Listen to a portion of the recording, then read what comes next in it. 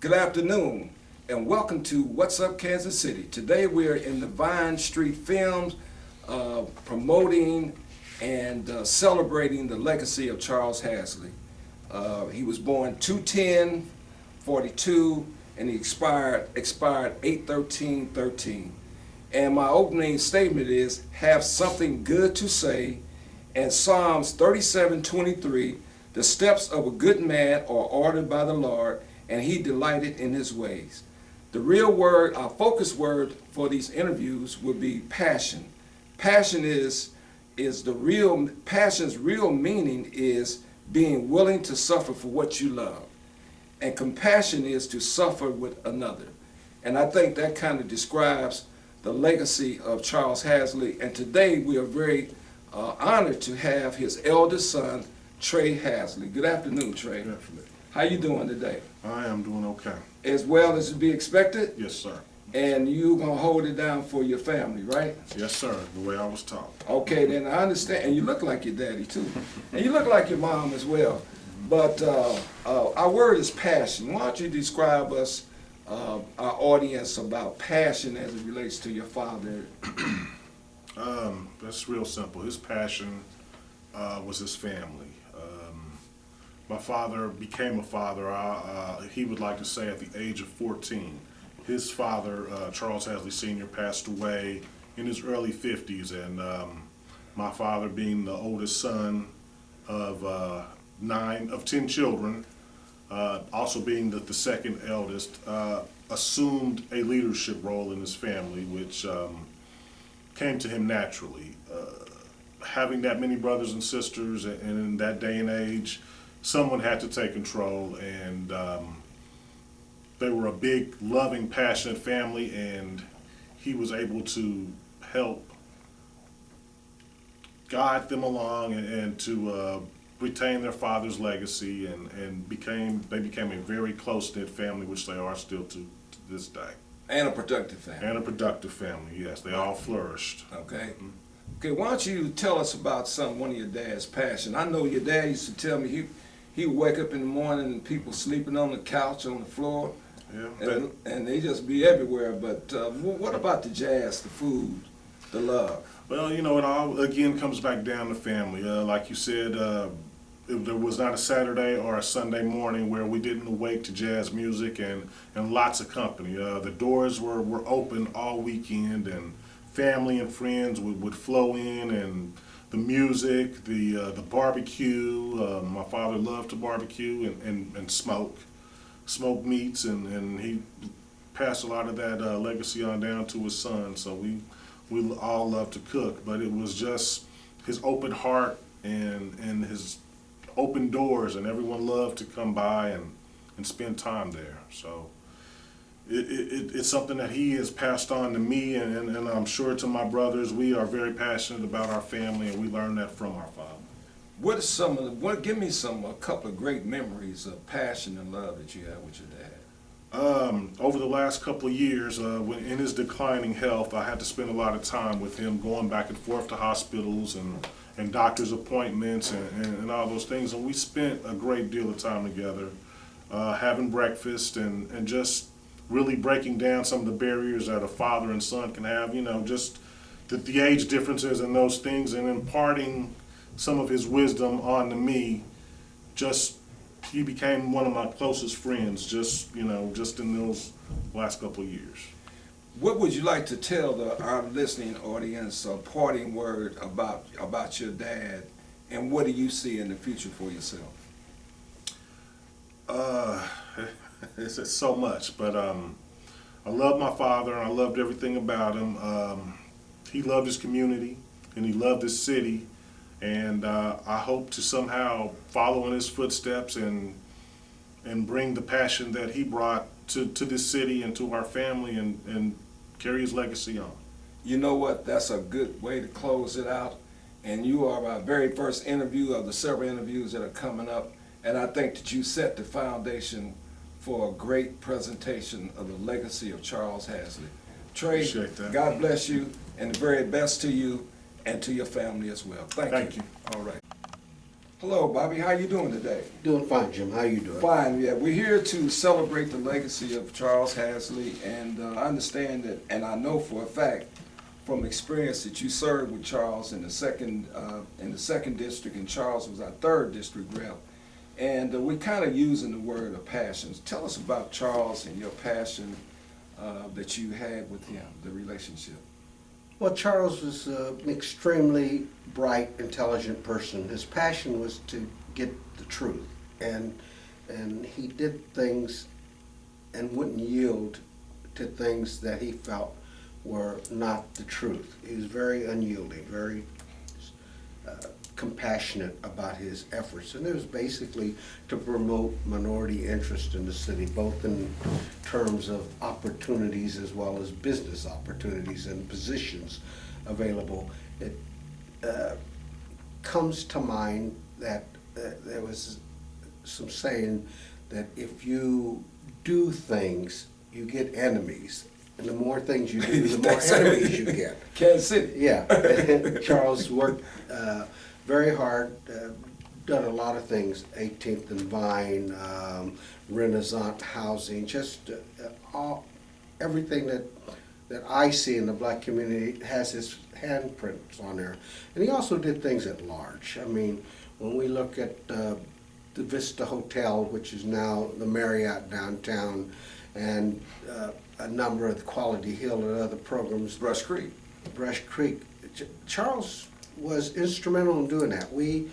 Some of it I didn't agree with, but I went along with because we were partners. But we used UDAG and community development to build a hotel to spur development downtown, and it worked. And he helped me when we did Quality Hill, and it worked. We've seen how it's turned around the downtown Kansas City. So when people try to say that he had parochial interest, that's not true. That's not true. His leadership was throughout the city. His compassion was strong. His ability to do things were amazing. And we look at the kind of things that happened to him, and he took a strong leadership position because it needed to be taken. And sometimes he was one of the few people that could do it. He was a district person in a safe district that could take controversial stands for the at-large community, where a lot of people would not try to make certain neighborhoods or political groups or the press mad because they'd have to pay for it. He would take those stands and lead the charge. I think that is something that's not viewed very strongly.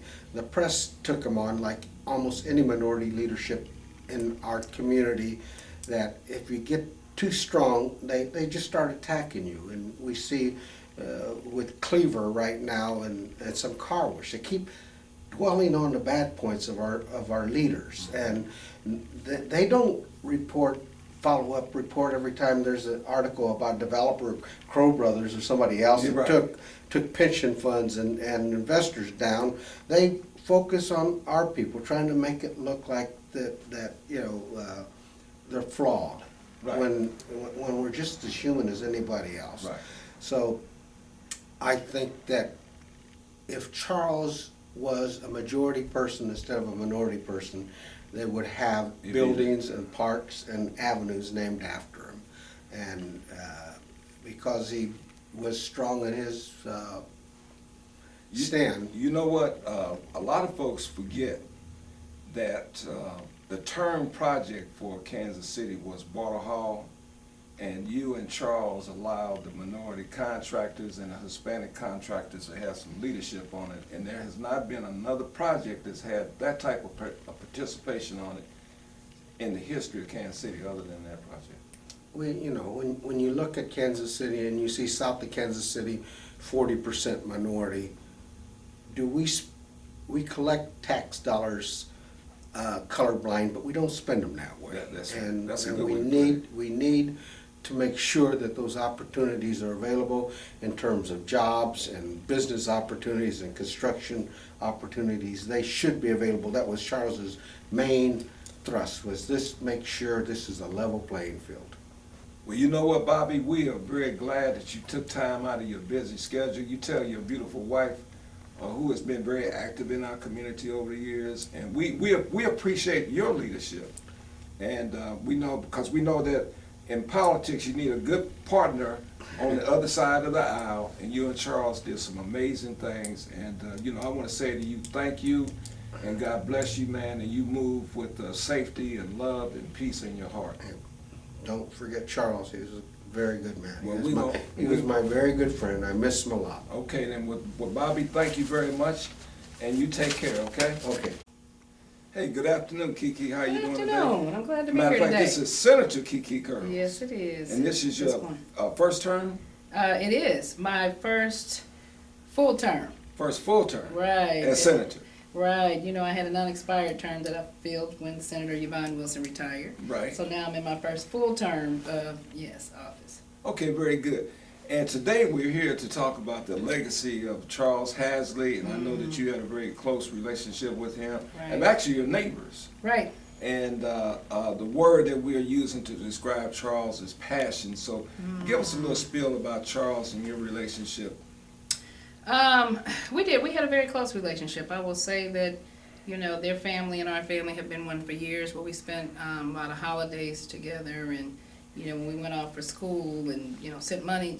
We've had a long-standing, close relationship, clearly like family. When you talk about passion, and that clearly is something that he had a lot of, especially, when it come to his community, or other things that happen to be important to him. He was very much a very fervent, passionate, tenacious person when we talked about community issues and things that needed to be done in the urban core. And, in as much as we say those things, we talk about passion and the fact that he was tenacious and persistent, he was also a very compassionate, giving person. And, he was multifaceted. He was. He had a personality that was multidimensional. And, it is interesting because I'm not sure that everyone knew the many different, parts or pieces of his personality. But he clearly was a trailblazer in our city, certainly for the 3rd District in his service to this community. And, it's a huge loss for us, for me personally and the community as well. Well, give us some memories of, say, social and political with Charles. Social and political. It's interesting because, he was a jazz enthusiast, loved jazz. That's right. And so it was not uncommon for myself every weekend to be over their house, either Friday night or Saturday night or Sunday, or sometimes all three, depending. They were a family, as was Charles, that cooked a lot and loved to have folks over for dinner. He would listen to jazz and relax, sometime on his deck. Clearly, we'd have a bunch of discussion at his kitchen table.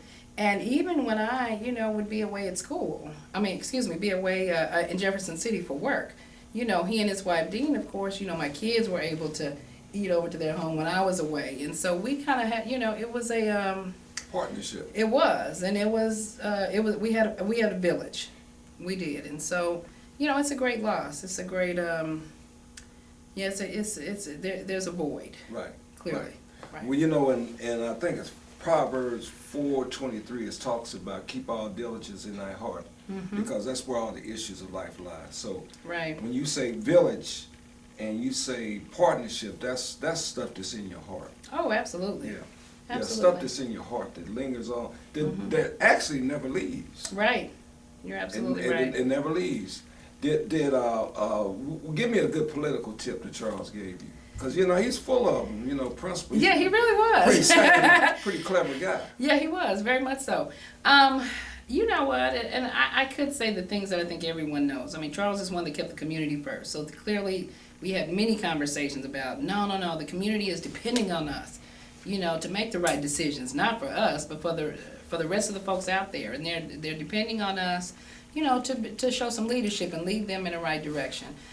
But also, he was very much a person. If you happen to be a person, or happen to have a personality that was a little more, I don't know if I should say tamed, but you know, you get out there and you don't let people push you around, and you know, those type of things as well. So that very much was a part of his personality. I think all of us that knew him knew that as well. Right. Give us a closing remark. Senator Curls, Senator Kiki Curls. Don't forget you have a legacy that you're preparing to. A closing remark. You know, clearly, it certainly could become a very emotional one because of, you know, my relationship, of course, with Charles and his family. That's right. But it's just, it's difficult to be able to communicate the loss that we have had and our leadership in this city, you know, over the past several years. And I think those with the institutional knowledge in our community that happen to have been leaders, you know, some of that is dwindling. And I think it's important that as a community we come together to make sure that we're able to fill that gap in that older generation with the new. So that's where we are. I'll see you, of course, in the next several days. I'll be in and out of the house over there. And then you're going to start seeing me more consistently on the third Thursday. Okay. Is that a deal? Good to see you. Okay, then thank you very much. All right. Well, welcome, Sonny. How are you doing today? Welcome, Jimmy. It's good to see you, man. Good to be seen. It's great to see you. You know, we're here to promote the legacy of our good friend Charles Hazley, and we're using the focus word of passion. Why don't you talk about your relationship with Charles and passion? I was, when he got elected, I think it was in like '71, I was a neighborhood director in the Model Cities program, and Charles came on the scene. Like most these late day politicians, they have to learn how to be a city councilman. They want you to give them 4 years to learn. But anyway, Charles had the Machiavellian wisdom to understand what the needs were at that time in the overall second district. He became a third district. I'm sorry. He became a sort of like a field general. That's a good way to put it. Yeah, he became a field general, and he amassed the necessary power to be a broker for the needs of this community. So he was a good friend of mine, and he never said no to anything. He would listen to you and then say, well, let's see how we can make this happen. We. Yes. That's kind of an outdated word now, isn't it? Yeah, well, you know, at one time there was a lot of inclusion of everything. Now there are people who try to exclude you in everything. Give me a good story about Charles. Oh, okay. In I don't know what year it was, after I watched the Jerry, what is his name? Jerry, the marathon he had, Jerry Lewis Marathon. Yeah. I decided that there were agencies, black agencies like the Homes for Black Children, the Welfare Rights Organization, Charlie Parker Foundation, that I put a barrel in the middle of the street on 31st Street for 24 hours. And everybody said that it couldn't happen, you know. Right. We had the show wagon and for people, speakers and things like that, and to be able to put a barrel out in the middle of the street was not anything that was sort of like accepted. But I called Charles and I told him what I wanted to do. I wanted to have the show wagon for 24 hours, and we were just gonna put the barrel out in the street and tell people what we were doing, and let them come by and throw money in the barrel. And it was a success, and we raised quite a bit of money. Yeah. Charles was very instrumental, and because everybody said it could not happen. Right. Yes. Right. He was the impossible guy. Yes. Yeah. It can happen. It happened. What about this jazz thing? I remember you gave him a recognition over at I gave Charles a recognition because, but for Charles Hazley, the historic district would not exist. A lot of people claim the fame, but it was Charles and Horace Peterson who sat in Horace's office, and at times I was there talking about imbuing a new sense of identity into the 18th and Vine district. It was Charles who with the help of the city council person, Hernandez, Bob Hernandez on the west side, they floated bonds to get this going on down here. So a lot of people came late and throwed up the flag with their name on it, but I'm telling everybody, but for Charles Hazley, the historic district, 18th and Vine, would not be in existence today. Sonny, why don't you leave us with a word about Charles as we wrap up? Charles was a very soft-spoken person, but all his words had strength. Mm. And you understood where he was with you based on whatever your requested need was. He was very strong, and it just bothered me through the years people failed to give him the recognition that he deserved. And that's why you gave him that award. I gave him that award. I took it by his house. It was very nice. Good, yeah, appreciate that. Well, Sonny, we appreciate you in our community. You are a legacy in our community, and you provided a lot of service and information that we normally would not have. And the eggs and noodles that you have every Friday. Eggs and enlightenment. Nice eggs and noodles, and you give our community a way to express themselves. Anybody got something to say, Yeah. they can come say it, because most places you can't say nothing, right? The past Friday, we had a black one-star general. The United States Army came to Eggs and Enlightenment. Is that right? Oh man, he was real strong too. So that's what it's about, giving people an opportunity to express themselves without being censored. Right, and being punished. Yes. Sonny, it was a plum pleasing pleasure to have you here today on What's Up Kansas City. Sonny Gibson, ladies and gentlemen, thank you. Thank you.